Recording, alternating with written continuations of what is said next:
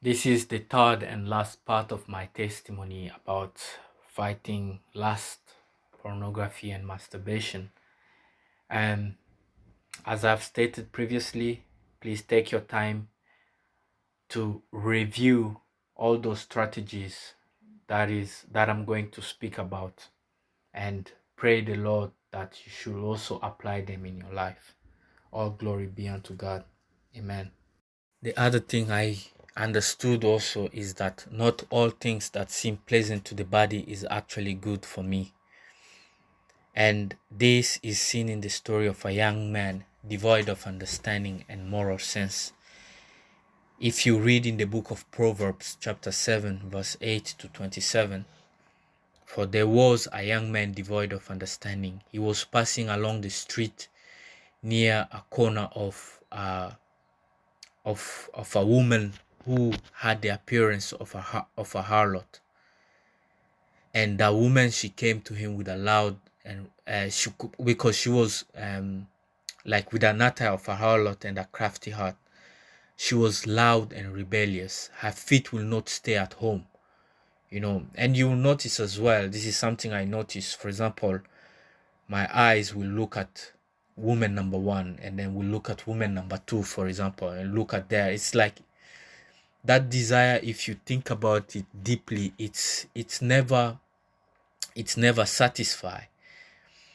And in this passage of this young man, the Lord showed me, because sometimes I will apply all the strategies I told you before, and then suddenly I will just notice like something as if I throw everything out, exactly as this young man. Like I become devoid of understanding. It's like I just straight away go straight to the action and masturbate, for example. And I realized that, wow, I do reach this state of this young man devoid of understanding. And because I started seeing that my behavior resembled his, then I will start, if I know that, wow, I'm about to reach that, so I will straight away go into prayers.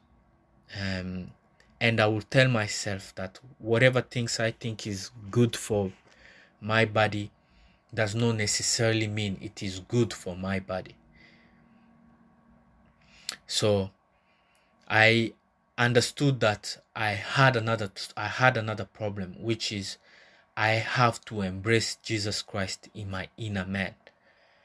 For this young man to become a winner like Joseph, you have to embrace Jesus Christ in your inner man. You have to embrace Jesus Christ in your inner man. Amen. And the final strategy, the seventh one, which the Lord showed me, and this one is when I feel like, okay, it's just so much and I cannot hold it. I remember one thing, that the Lord is always with me. And this is seen in the example of Shadrach, Meshach, and Abednego. So if we open our Bible in the book of Daniel, we read the story of Daniel's companion. And the Lord showed me here that, no matter how much scorched the fire is, He's always present. Sometimes the fire of lust and craving of sex is huge to the extent that I feel I can barely hold it anymore.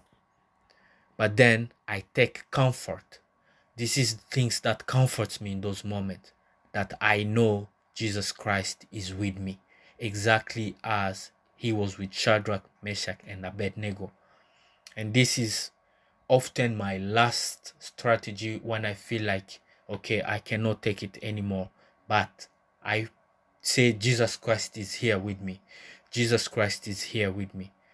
And I recommend that this word should sink into your heart, to the deepest place of your thoughts, that Jesus Christ is always with you. Do not fear. Amen.